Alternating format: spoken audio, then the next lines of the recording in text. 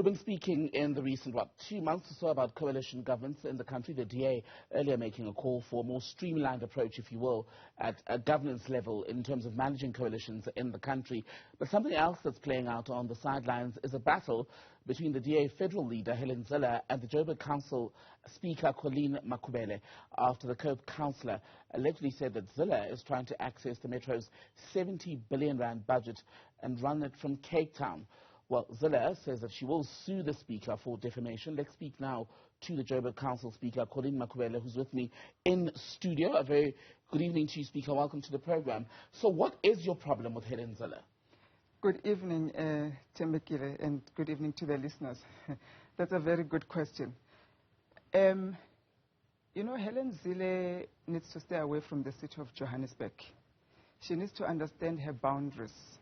That the city of Johannesburg has a council that runs the council business, including the budget of council, including the appointments of whether it's a city manager, appointment of speakers, appointments of mayors, etc. And when the council has spoken, people need to respect that. When you go beyond that, you are being unlawful, unconstitutional, and you are really interfering with the function of councillors. You know, when I heard that she's suing me, I was reminded of a story when Jesus was told about Herod. And he said, "Go ye and tell that fox that I'm going about tomorrow doing my business until the third day." And I want to send this message that I'm going about doing council business. I'm going to be having council business tomorrow. We're having council meeting. We're having council meeting next week after the court date with Palazzo. We're going to have programming committee. Can we please have space as the city of Johannesburg to work? It doesn't necessarily mean that when your mayor is ousted, every council meeting that we call must be met by a court action from the DA. And that's what we are starting to expect now. So that's good and well, right? So Helen Zille is not saying you shouldn't do your work. She's saying what she's found objectionable is you accusing her of basically trying to lay her hands on the city's budget, which suggests something more sinister.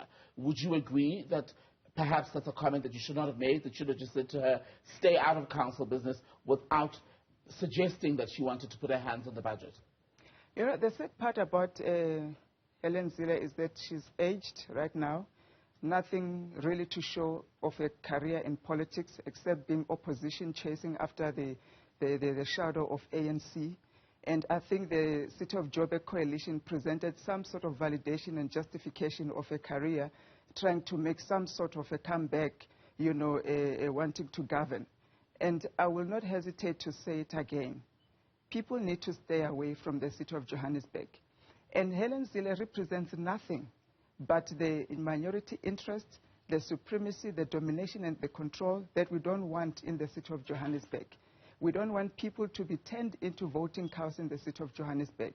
Whatever comments that she thinks I have made, what she needs to be doing is stop being a resounding gong in the media making noise. Let her send me the papers.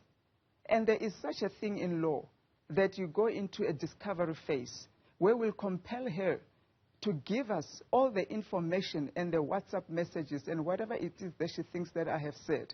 And if she is beyond reproach in what she has said regarding me, let the courts decide and let the judges decide.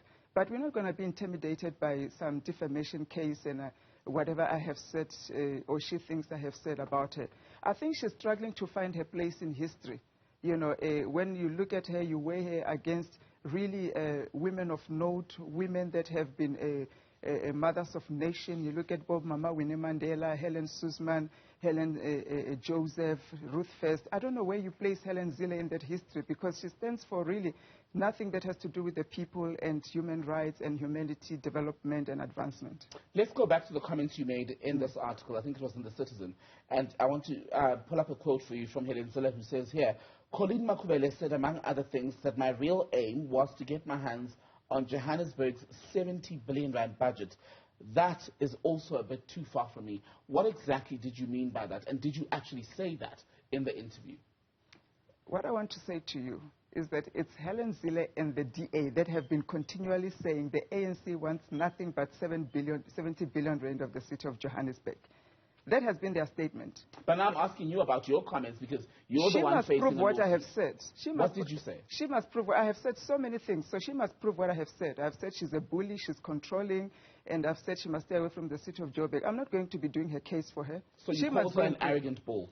That you said. That I have said. And it's true, because she is being an arrogant bull that is trying to bully her way into the city of Joburg, now using Popalate and unashamedly trying to create court cases and chaos in the city of Johannesburg. So whatever she thinks I have said, let her formulate her own case and bring it. I'm not going to be helping her on that matter. Did you not make the comment about her trying to get her hands on the city's budget? Did you say that specifically? Because that appears to be what's offended her the most. I'm saying to her, if I have said it, let her put it in the court papers, and then we'll deal with it. When it does go to court, would you, once you've got the papers, would you consider an apology, a retraction at all?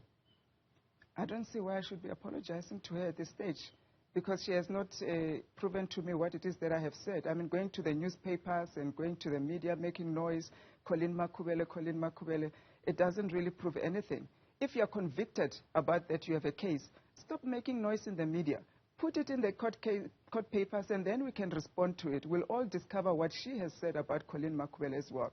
Because courts are going to have to prove beyond reproach that she indeed is innocent of saying anything against Colleen Makhubele. She's the victim and she has been wronged, etc. So let her put it there and we'll deal with it. At this stage, I cannot even comment on it because there's just nothing but really empty vessels making noise in the media. That's what's happening. Would you have been able, Speaker, to work with the DA still, do you think, in coalition, had Helen Zille not been in the picture? Look, the DA represents something that they need to shed as a party. And, of course, the driving force behind it is Helen Zille, being the leader of the DA. But you worked with them and she was leader already towards the end of last year when the initial DA-led coalition was put together. So this is what I'm saying. The DA needs to shed something of themselves that makes them not be able to work with any other party. Yes, we worked with them in difficult conditions, and hence we pulled out. You know, we've been trying to fix it, the arrogance. It was not the first time it was raised since the beginning of the coalition. It was frictions, it was fights, it was arrogance, it was fight for positions, domination, telling people how to vote. So those are the things that they have to shed and understand that they did not win elections. And understand that if it's a coalition, it must be balanced. People must feel like partners. They must be valued, but not used. The same way now she's using party leaders to win cheap votes, to get what she wants. And she has failed at that. She's bitter. She's sad. I understand what she's going through. Instead of sitting down to really think about it, reflect and heal, including Dr. Palate, they are just going all over the place. They're hurt, they're sad.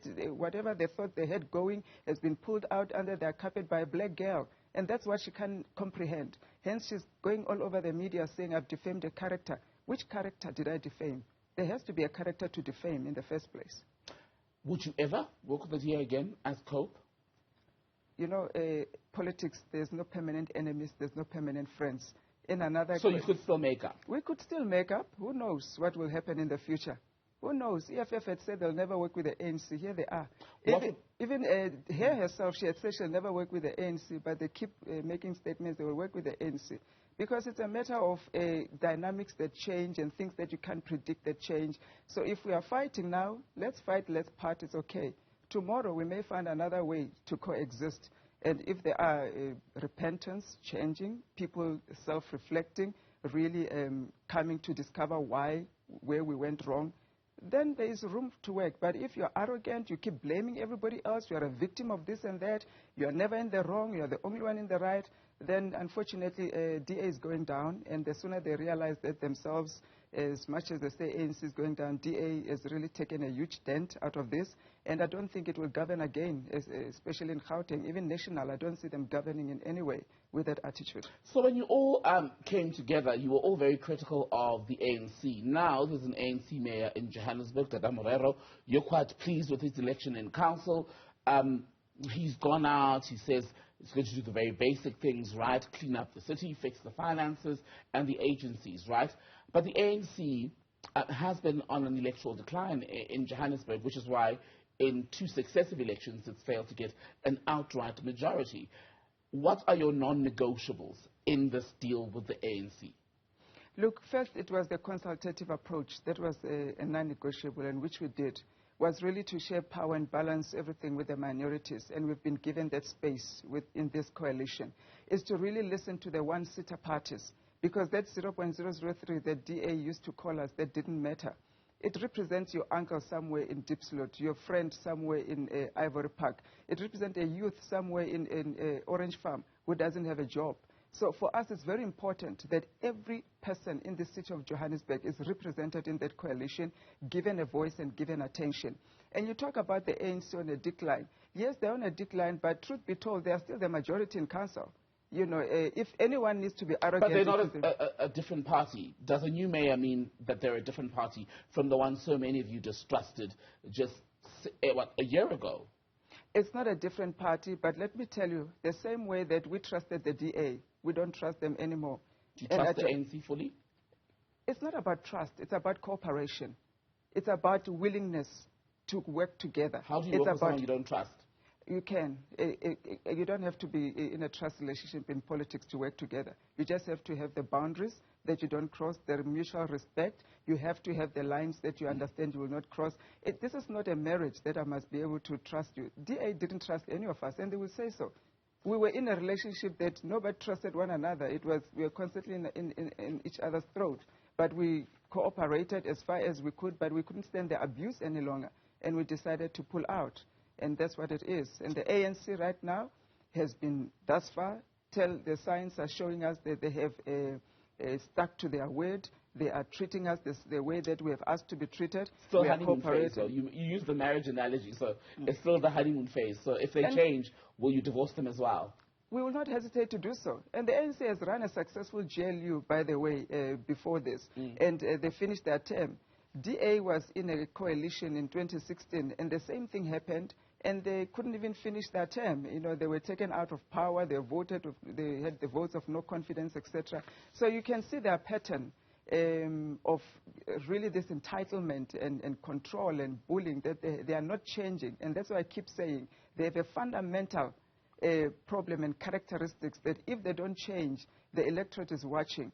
And, of course, honeymoon phase with the ANC, if they continue the same way that we have started, I believe that we should be able to finish 2026. Johannesburg Council Speaker Colleen Makhubele, good to have your time, and thank you. Thank you, Tembekile.